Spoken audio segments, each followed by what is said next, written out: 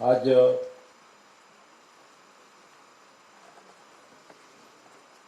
कोयला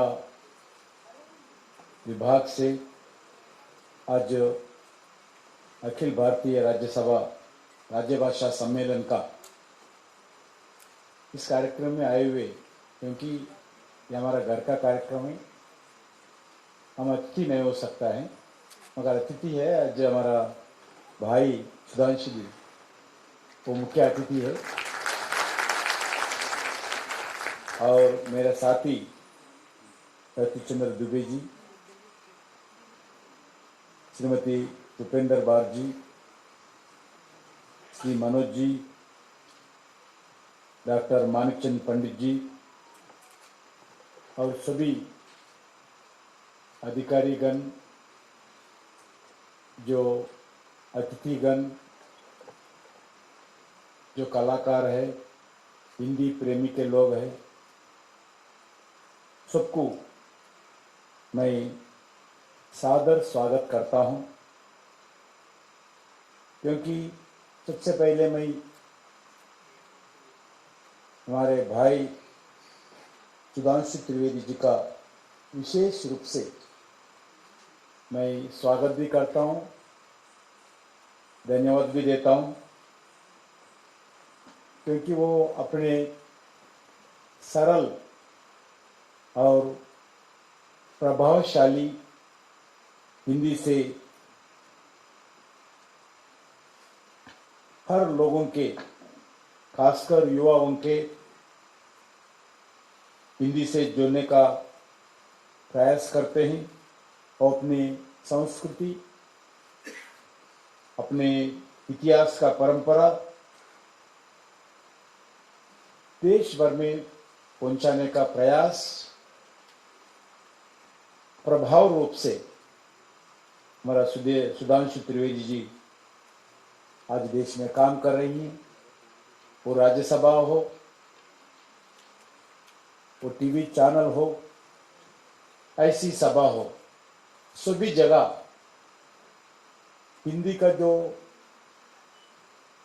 स्वीटनेस है, उस लैंग्वेज का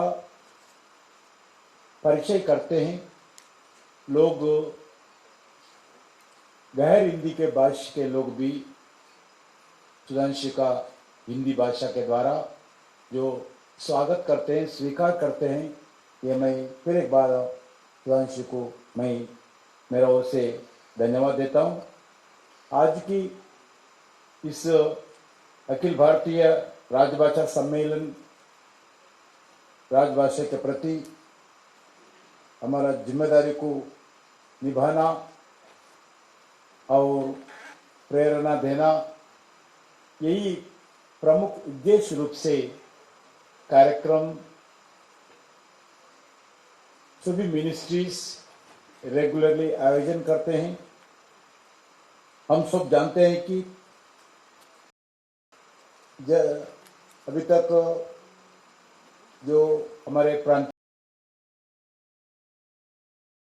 में सुभाष जी बता रहे थे, भारत में अनेक भाषाओं का देश है।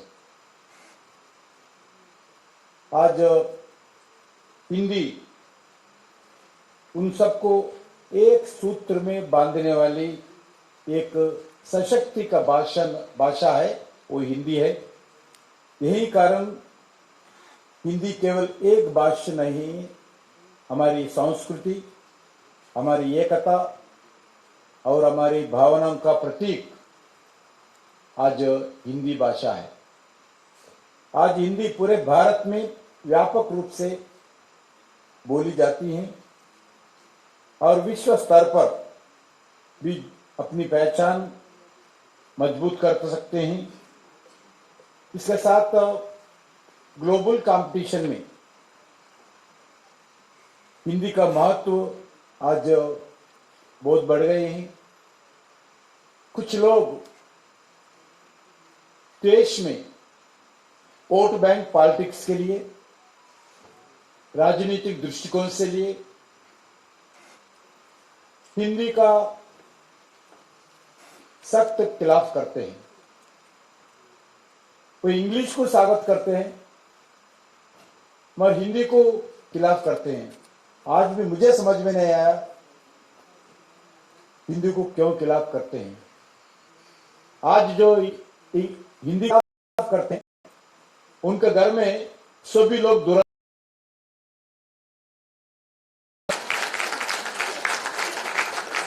मगर बाहर आकर वो लोग हिंदी का खिलाफ करते हैं। हम कोई ना तेलुगु भाषा का खिलाफ है, ना कोई कन्नड़ा भाषा के खिलाफ है, न तमिल भाषा के खिलाफ है, न मराठी भाषा के खिलाफ है। अभी सभी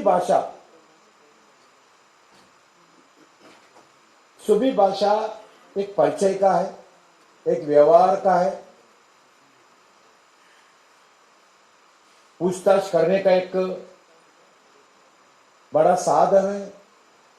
मगर राजनीतिक दृष्टिकोण इस भाषाओं में लाना, राजनीतिक दृष्टिकोण से भाषा के खिलाफ आंदोलन करना, यह बिल्कुल पॉलिटिकल जिम्मिक है। आप कोई भाषा, भारत सरकार अभी ने बताया जो भी भाषा आप पढ़ना चाहिए, ऐसा ही भी नहीं। जो नया एजुकेशन पॉलिसी में भारत सरकार ने तय किया है, प्राइमरी स्कूल में बिल्कुल मातृभाषा में पढ़ना चाहिए। जो भी भाषा हो, सिर्फ हिंदी में पढ़ना हम कभी नहीं बताए। अभी अलग अलग डेलीगेट्स आते हैं हमारे पास, हम भी अलग अलग देशों में गए, डेवलप्ड कंट्री है, हमारे से अच्छा इंग्लिश बात कर सकते हैं वो लोग, बात करते भी हैं। मगर कभी भी वो लोग इंग्लिश आने के बाद भी ना फ्रांस जितना टेक्नोलॉजी है, चाइना जितना टेक्नोलॉजी है, जापान जितना टेक्नोलॉजी है, ऐसी अलग अलग डेवलप्ड कंट्रीज देख लीजिए, इंग्लिश में सबसे ज्यादा अच्छे बात कर सकते हैं, लिख सकते हैं, रिसर्च करते हैं। मगर कभी भी वो लोग इंग्लिश में बात नहीं करते हैं। उनका चाइनीज भाषा में, जापानीज में, वही देश के राष्ट्र, उनका देश का राष्ट्र भाषा ही वो लोग बात करते हैं। मगर हमारा लोग मातृभाषा में नहीं तो राष्ट्रभाषा में बात करने शर्मिंदा होते हैं हमारा लोग। ये बिल्कुल इसको दूर करना चाहिए। हमारे लिए हमारा भाषा, राष्ट्रभाषा हिंदी है। सारी देश को जोड़ने वाला कोई अगर भाषा है, वो सिर्फ हिंदी भाषा सारी देश के लिए जोड़ते हैं। हमारा आज बिहार का कर्मचारी, आज बिहार का कोई भी देश में किधर भी जाओ वो जिंदगी गुजार सकते हैं। हैदराबाद जाओ, चेन्नई जाओ, दिल्ली जाओ और दुबई भी जाओ, इंग्लिश जरूरत नहीं है, हिंदी से उनका जिंदगी गुजारते हैं, जिंदगी परिचय कर। मगर हमारा तेलुगु भाषा है, मैं एक बिहार के कोई गांव में, नहीं तो उत्तर प्रदेश में कोई गांव में, हरियाणा में कोई गांव में, श्रीनगर में कोई गांव में जिंदगी गुजारना बहुत मुश्किल होता है। मैं हिंदी सीखना पड़ता है, तेलुगु से नहीं चलता है। इसीलिए सबके लिए एक भाषा होना चाहिए। जरूर अपने मातृभाषा का पूरा सम्मान रखना चाहिए, उसको सुरक्षा भी करना चाहिए। गवर्नमेंट ऑफ इंडिया का पॉलिसी भी है, आदरणीय प्रधानमंत्री जी का पॉलिसी भी है, मातृभाषाओं का पूरा देखभाल करना, उसको प्रोटेक्ट करना। नहीं तो आने वाले दिन में म्यूजियम में देखना पड़ेगा, नहीं तो कोई वीडियो में सुनना पड़ेगा मातृभाषा। आज भी बहुत मातृभाषा नेग्लेक्ट हो रहे। हमारा सरकार का निर्णय है मातृभाषा पूरा रिजर्व रखना है। इसीलिए न्यू एजुकेशन पॉलिसी में भारत सरकार ने तय किया है, प्राइमरी स्कूल तक मातृभाषा ही सभी लोग पढ़ना चाहिए। अमेरिका में हमारे रिलेशंस रहते हैं, बहुत रिलेशंस है। कोई भी शहर आओ, हमारा रिलेशन ही ऐसा कोई भी नहीं। हम अमेरिका जाते नहीं क्योंकि सभी घरों में जाना मुश्किल है, सभी बुलाते हैं, नहीं गए तो नाराज होते हैं। मगर वो लोग सुबह सुबह सभी घरों में तेलुगु भाषा का जो भजन वीडियो चलाते हैं, ऑडियो चलाते हैं, शाम को पूजा करते हैं तेलुगु भाषा में। मैं पूछा क्यों? अगर ये भाषा हमारा मातृभाषा, हमारा राष्ट्रभाषा अगर हम भूल गए, ये बच्चे आने वाले दिन में हमारे हाथ में नहीं रहते हैं। ये भाषा ही, हमारा कल्चर ही हमारा इस पीढ़ी को हमारा साथ जोड़ के रखते हैं, हमारा परिवार के साथ हमारे बच्चों को जोड़ के रखते हैं। इसलिए हम यही भाषा हमारे बच्चों को सिखाना चाहते हैं। उनको म्यूजिक सिखाते हैं, इंडियन का डांस सिखाते हैं। सबसे ज्यादा म्यूजिक के ऊपर प्रेम ज्यादा दूसरा है। सबसे पहले प्रेम उस बच्चों को संभाल के उनके साथ रखने के लिए ही ये म्यूजिक सिखाते हैं, डांस सिखाते हैं, भाषा सिखाते हैं। नहीं तो ये लोग वेस्टर्न स्टाइल में चले जाएंगे बच्चे। आज हमारा जो फैमिली सिस्टम है, भाषा के साथ ही फैमिली सिस्टम रहेगा। इसलिए मैं ज्यादा बात न करते हुए मैं भारत सरकार का कैबिनेट मीटिंग था। कैबिनेट मीटिंग के कारण थोड़ा देर हुआ है। अभी सीधा मैं कैबिनेट मीटिंग से इस बैठक में आया हूं। इसलिए मैं सभी जो भी अलग अलग प्रांतों से आए हैं, इस कार्यक्रम थोड़ा देरी होने के कारण मैं क्षमा चाहते हुए मैं सभी लोगों को इस सम्मेलन के लिए जो समय निकालकर काम कर रहे हैं और आने वाले दिन में भी हम हिंदी का विकास के लिए, राजभाषा का विकास के लिए हम कमिटमेंट के साथ काम करना चाहिए। मैं दक्षिण से आता हूं, उस जगह, क्योंकि हमारा भी एक मद्रास का स्टेट था पहला, हमारा पास भी हिंदी के खिलाफ थोड़ा आंदोलन भी हुआ था। मगर मैं प्रयास करता हूं हिंदी में ही बोलने का, हिंदी में ही बात करने का। आदरणीय प्रधानमंत्री जी जो प्रयास करते हैं विदेश में जाकर, सिर्फ वो फ्रांस बात करने दो, वो चाइना बात करने दो, इंग्लिश बात करने दो, मैं मेरा देश का राज्य भाषा मैं हिंदी में ही बोलूंगा, ऐसा निर्णय लिया है। कभी भी उसमें कोई पीछे हटने का नहीं है। हिंदी में भी बात करते हैं। अभी देश में अलग अलग प्रांत जाते हैं, बिल्कुल भारत के जनता प्रधानमंत्री नरेंद्र मोदी जी का हिंदी का स्वागत करते हैं। सारी दुनिया के जनता, सारी दुनिया के जो भी प्रधानमंत्री हो, राष्ट्रपति हो, वो 100% रेस्पेक्टेबली आदरणीय प्रधानमंत्री जी नरेंद्र मोदी जी का जो हिंदी में बातचीत करते हैं, भाषण देते हैं, वो लोग भी पूरा रिस्पेक्ट के साथ स्वागत करते हैं।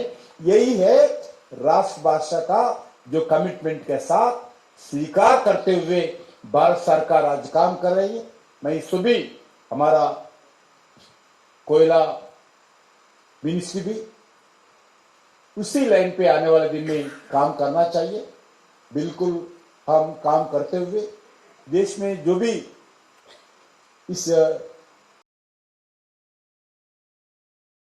हम आने वाले दिन में भी कमिटमेंट के साथ काम करेंगे। बहुत बहुत धन्यवाद। फिर एक बार मैं हमारा एक भाई सुधांशु जी को मैं हृदय से जो समय निकालकर हमारे बीच में आकर जो बातचीत किया है, जो हमारा को मार्गदर्शन किया है, मैं उनको धन्यवाद देता हूं। जय हिंद, भारत माता की जय। बहुत बहुत धन्यवाद मान्यवर। और मान्यवर आपके साथ सहयोग के अनमोल पलों के लिए हम सदैव आपके आभारी रहेंगे। यद्यपि हमें ज्ञात है कि आपका समय बहुमूल्य है, फिर भी इस विशिष्ट अवसर पर कुछ योजनाएं आपके समक्ष आपकी उपस्थिति में आपके करकमलों से करवाना प्रस्तावित था। हमें कुछ समय आपके अपेक्षित है। श्री गजेंद्र सोलंकी कवि द्वारा एक जय गीत कोयला मंत्रालय के लिए तैयार किया गया है, उसका लोकार्पण वे आपके करकमलों से और माननीय विशिष्ट अतिथि महोदय ये भी ले सभी जोरदार तालियों से इसका स्वागत करिए। टीम से अनुरोध है कि वो प्ले कर दें राजभाषा गीत कहाँ से ध्येय गीत जो दिया गया है कुछ सेकंड्स के लिए उसे प्ले कर दें। ये कोयला मंत्रालय के लिए विशिष्ट रूप से गीत तैयार किया गया है।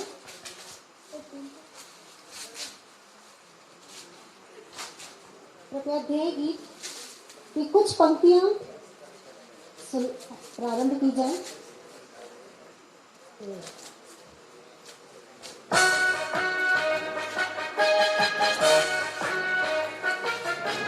कोयला मंत्रालय, कोयला मंत्रालय, कोल ऊर्जा शक्ति का हम देश में संधान करते, शहर गांव और घर घर में उजाले नित्य भरते।